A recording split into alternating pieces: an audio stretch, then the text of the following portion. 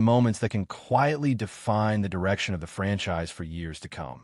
There are no games being played right now, no touchdowns or interceptions to argue about. But make no mistake, this is where championships are often built or lost. The Cowboys are staring at a long list of important decisions involving their coaching staff, free agency, and the draft. And while some of those decisions are still ahead, one major move has already been made. Dallas has found its new defensive coordinator, hiring former Eagles defensive backs coach and pass game coordinator Christian Parker.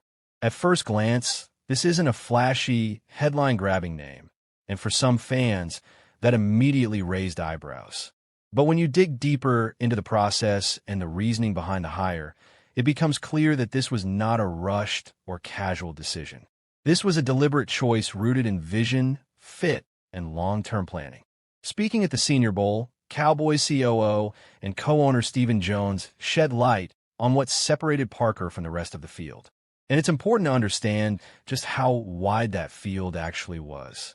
The Cowboys interviewed 9 different candidates for the defensive coordinator position, which already tells you something about how seriously they took this search.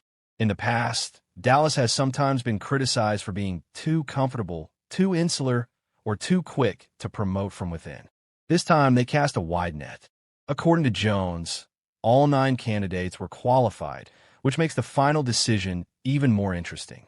What ultimately stood out was not just experience or resume, but alignment.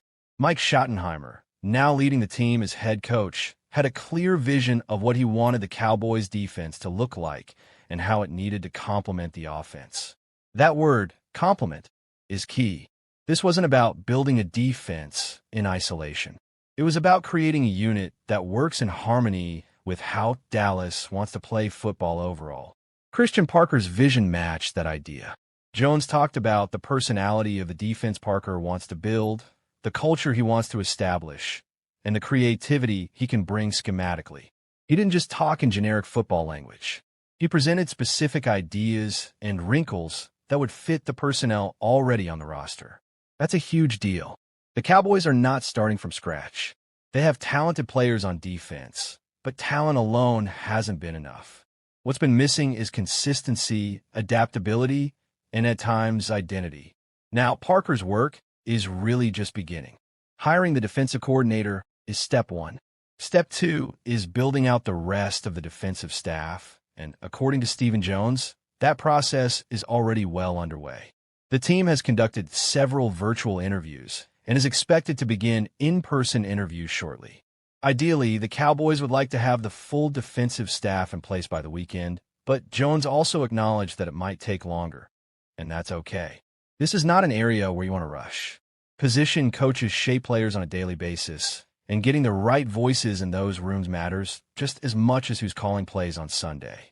While the coaching staff has been one major topic, the roster itself presents even bigger questions, starting with one of the most productive players on the team, wide receiver George Pickens. Pickens is arguably the Cowboys' most significant upcoming unrestricted free agent, coming off a career-best season in which he recorded 1,429 receiving yards and 9 touchdowns. He wasn't just productive, he was essential. When the Cowboys needed a big play, Pickens was often the guy delivering it. Unsurprisingly, Stephen Jones didn't dive into contract specifics, and that's typical for this stage of the offseason. But he did make one thing clear. The Cowboys want George Pickens back in Dallas. That statement alone tells you how highly the organization values him. Of course, wanting a player back and actually getting a deal done are two very different things, especially in today's NFL, where elite wide receivers command massive contracts. Jones did note that the NFL scouting combine in Indianapolis has historically been a place where meaningful conversations happen between teams, players, and agents. With the combine scheduled from February 23rd to March 2nd, that time frame could be critical in determining whether Pickens' future remains in Dallas or if negotiations drag on into free agency. The Cowboys will have to decide how far they're willing to go financially and whether Pickens is a cornerstone piece or a luxury they can't afford. Another area where there will be some continuity is special teams. Despite significant turnover on the coaching staff, Nick Sorensen will return as special teams coordinator for the 2026 season. However, Stephen Jones was very clear that retention does not equal satisfaction. The Cowboys expect improvement in the third phase of the game. They believe they have solid pieces, a reliable returner, a punter, a kicker, and a snapper, but execution has to be better. Jones also made an interesting point about how defensive talent often translates to stronger special teams play. Players who can tackle, run, and play with discipline on defense are usually the same players who excel on special teams. In that sense, improving the defense overall could have a ripple effect across the entire roster. One of the more encouraging updates from Jones involved running back Javonte Williams. Williams had an outstanding 2025 season, rushing for 1,201 yards and 11 touchdowns, and he proved to be a consistent, physical presence in the Cowboys' offense. Jones confirmed that the team has already spoken with Williams' representatives and made it clear that Williams is a priority for the organization. In fact, at the Cowboys' year-end press conference earlier this month, Jones said that Williams is at the top of our list to go out and sign, and that the team would like to get him on a multi-year deal. That kind of language matters. It signals commitment and stability, two things that are incredibly valuable at the running back position. Keeping Williams in Dallas would give the offense a dependable foundation, especially as the coaching staff continues to shape its identity. As free agency approaches, the Cowboys' overall plan is starting to take shape. The emphasis is on retaining key players from last season, guys like Pickens, Williams, and Jadeveon Clowney, while also finding ways to improve the roster, particularly on defense. Stephen Jones acknowledged that the defensive side of the ball still needs work, but he also expressed confidence that the team has the resources to address those issues. Between free agency and the draft, the Cowboys have options. They can add proven veterans, inject young talent, or do a combination of both. The challenge will be using those resources wisely and ensuring that every move aligns with the vision set by the coaching staff. This offseason is not about making noise for the sake of it. It's about building a team that can compete at the highest level when it matters most. When you step back and look at the bigger picture, it's clear that the Cowboys are at a pivotal point. The hire of Christian Parker signals a shift toward intentionality and fit. The desire to retain core players like Pickens and Williams shows a commitment to continuity. And the focus on improving the defense underscores and lead under pressure. This is a tryout period for coaches. The Christian Parker effect.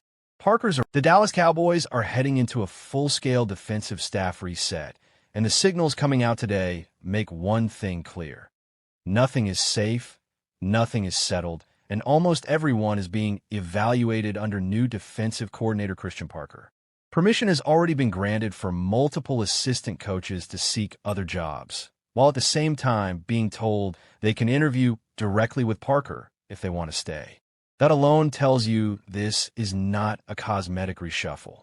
This is a philosophical reset. What follows is a breakdown of what's happening, who's vulnerable, who might stay, and who could be coming in based on today's reporting and the names already circulating. A coaching staff in flux by design. This is not chaos. It's controlled change. According to reporting from Calvin Watkins, Cowboys assistant coaches have been told they are free to explore opportunities elsewhere. That kind of move only happens when a new coordinator wants full authority over his room, his terminology, his teaching style, and his culture. Christian Parker is not inheriting a staff and tweaking it. He is auditioning it. At the same time, several Cowboys coaches are already at the Senior Bowl, preparing for practices next week. That detail matters. It means the evaluation process is happening in real time, with Parker and the front office watching how coaches teach, communicate, and lead under pressure. This is a tryout period for coaches. The Christian Parker effect. Parker's arrival as defensive coordinator immediately changed the power structure. Defensive coordinators who are truly empowered don't just call plays, they build ecosystems. That means handpicked position coaches, unified terminology across units, shared teaching philosophy, coaches who align with how the DC wants to attack offenses. Parker is expected to emphasize versatility, communication, and adaptability, especially in the secondary. That lens will shape every staffing decision. Current defensive staff. Who's under the microscope? Let's go position by position. Aaron White Cotton, defensive line coach. White Cotton's future is the biggest question mark. The defensive line production has been inconsistent, especially against the run, and Parker may want a different voice and approach up front. White Cotton isn't out, but he's far from secure. If Parker prioritizes aggressive, attacking fronts with heavy rotation and movement, White Cotton will have to convince him he's the right teacher for that vision. Status: unclear, leaning vulnerable. Dave Borgonzi, linebackers coach. Borgonzi is respected, but linebackers are often the heartbeat of a defense, and many coordinators prefer someone they've worked with before in that role. If Parker brings in his own linebackers coach, it would not be surprising. Status: 50/50. Andre Curtis, pass game coordinator. This role becomes tricky under a new DC. If Parker wants tighter control over coverage concepts and route distribution rules, the pass game coordinator role could either be redefined or eliminated. Curtis may need to show flexibility and alignment with Parker's coverage philosophy. Status: role dependent. David Overstreet, 2, secondary/CBs. This is one of the most important positions under Parker. If Parker's background leans heavily toward defensive backs, as many expect, he may want his own secondary coach. That doesn't automatically mean Overstreet is gone, but it does mean he's under intense scrutiny. Status: high-pressure evaluation. Darian Thompson, secondary/nickels. Nickel defenders are critical in modern NFL defenses. Thompson's ability to coach hybrid players who can cover, blitz, and communicate will matter a lot. This role could survive if Parker values continuity in sub-packages. Status: slightly safer than most. J.J. Clark, assistant. Assistants often survive transitions, especially if they're adaptable and willing to shift responsibilities. Status: likely retained in some capacity. Brian Bing, assistant DL coach. If White Cotton goes, Bing likely goes with him. If White Cotton stays, Bing's future improves. Status: tied to White Cotton. Tanzel Smart, assistant/quality control. QC coaches often stay through transitions because they absorb system changes quickly and handle behind-the-scenes work. Status: good chance to stay. Outside interviews, new blood coming in. The Cowboys are not waiting around. They're already interviewing external candidates, and the names tell us a lot about what Parker might be looking for. Marcus Dixon, Vikings defensive line coach. This is a serious candidate. Dixon's resume. Rams assistant DL coach, 2021. Broncos DL coach, 2022 to 2023. Vikings DL coach, 2024, present. That path matters. Dixon has worked in multiple defensive systems, including aggressive fronts and versatile schemes. He's coached both stars and developmental players. If the Cowboys want a modern DL coach who emphasizes flexibility and technique, Dixon checks a lot of boxes. If Dixon is hired, that likely signals the end for White Cotton. Ronell Williams, Eagles assistant linebackers coach. This interview is fascinating. Philadelphia's defensive philosophy emphasizes speed, aggression, and situational adaptability, traits Parker may want to import. Williams has been part of a system that asks linebackers to cover space, communicate quickly, and play fast. If Williams is hired, Borgonzi's role could be in jeopardy. Clayton Adams blocked from Eagles move. Another key detail: Clayton Adams was blocked from going to the Eagles. That tells us two things. The Cowboys still value Adams. They may see him as part of the future, even amid change. Blocking a lateral move during a staff shakeup is a statement. It suggests Adams may be viewed as someone who fits Parker's vision or fills an important internal role. What this all really means: this is not about blame. It's about alignment. The Cowboys are giving Christian Parker the authority to build his defense, not inherit someone else's. Coaches who adapt, align, and communicate well will survive. Those who don't will move on. Expect multiple assistant changes. At least one major position coach replacement. Younger, more versatile coaching hires. Heavy emphasis on teaching DBs and front seven flexibility. By the time training camp arrives, this defensive staff will not look the same. And that's exactly the point. Championship is more important than winning the balance sheet. That naturally brings us to the quarterback conversation, and I know emotions spike every time this comes up. Dak Prescott has been the face of this franchise for years. He's been productive, he's been durable, and he's been a leader. But the NFL is ruthless, and long-term planning at quarterback is not betrayal. It's responsibility. Drafting a quarterback in the 2026 NFL Draft would not be a signal of panic. It would be a signal of intelligence. The best organizations don't wait until decline is obvious. They prepare while things are still stable. You draft, you develop, you create options. And if the young guy never plays, that's a good problem to have. What you cannot afford is being caught unprepared when the position that matters most suddenly becomes a question mark. As we shift into draft evaluations, one player who keeps popping up is Michigan defensive tackle Rayshon Benny. And this is the kind of name that doesn't trend on social media, but wins you games in December and January.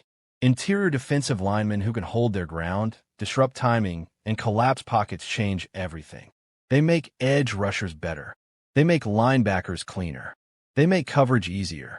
This defense has missed that kind of consistent interior presence. And when you zoom out, it's clear the Cowboys need to keep feeding the defensive pipeline. Edge rushers like our Mason Thomas, Romello Height, and Joshua Josephs all bring different tools, but they share one thing in common. They can get after the quarterback. In today's NFL, pressure is currency. You cannot have enough pass rushers. Rotations matter. Fresh legs matter. Injuries happen.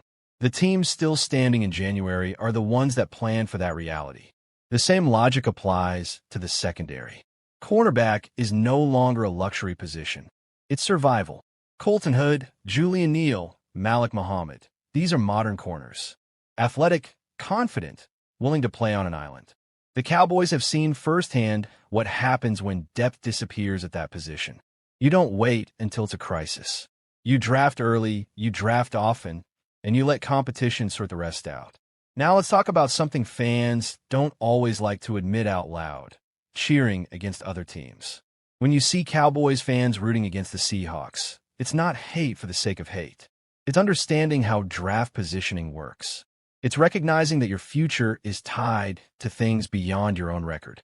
Long-term thinking is uncomfortable, but it's necessary if you want sustained success. Trade rumors always light a spark, and one that keeps resurfacing is the idea of Dallas making a move for Browns cornerback Denzel Ward.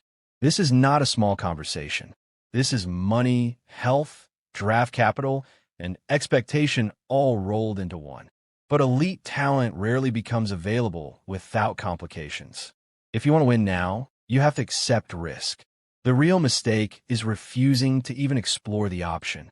Defense, overall, is where the next big decision lives, especially at coordinator. The defensive coordinator hire is not just about scheme. It's about philosophy. It's about adaptability. It's about leadership, whether it's Matt Burke, a surprise candidate, or even a bold swing like Sean McDermott. This decision will echo for years. The wrong hire stalls progress. The right hire elevates everyone. On offense, the idea of Brian Daboll in Dallas is intriguing for a reason. Creativity matters. Flexibility matters. Quarterbacks need answers when defenses adjust. The Cowboys' offense has been good, but good is not the goal. The goal is resilient. The goal is dangerous in multiple ways. The fit would matter, but the conversation itself tells you something important.